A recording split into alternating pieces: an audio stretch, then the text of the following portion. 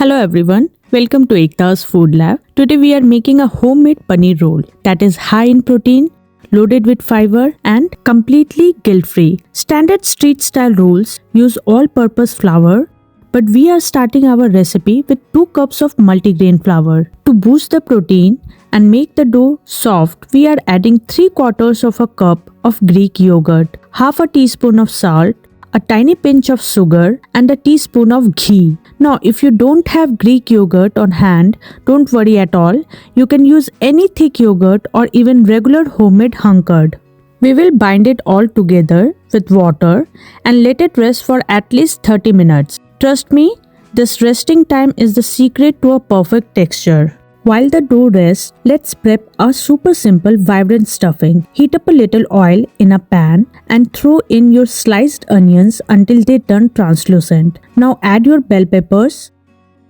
I'm using green, orange and red, but you can throw in whatever veggies you love because we are making this our way. Add a sliced tomato, salt. We'll cook everything together and then we will add red chili powder. We are only going to saute this for about 2 minutes because we want to keep that beautiful fresh crunch in the vegetables.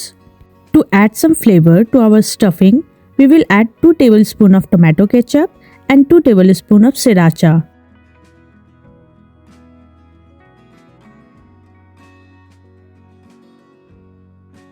Now toss in your paneer cubes and let it cook for just 2 more minutes so the paneer absorbs all those incredible juices.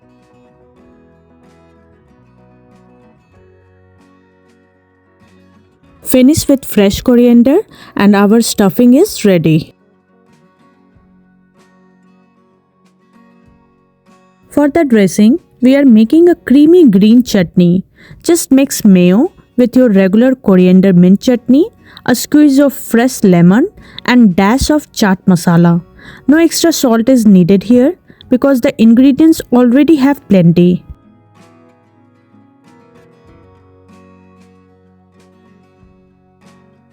And whenever I am working with dough, I always have a little helper who wants to play with a piece too. What do you want? This atta? Do you want to play with this? Yes. Okay, what do you want to make? Are you going to make paratha? I love this. Once my assistant is happy, we roll our dough gently and dry roast them on the pan.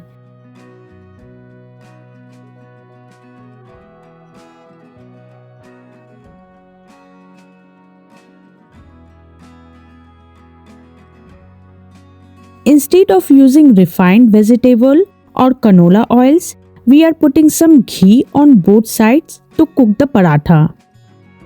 Now look at this. I am literally scrunching this paratha. That is the magic of using yogurt for your dough.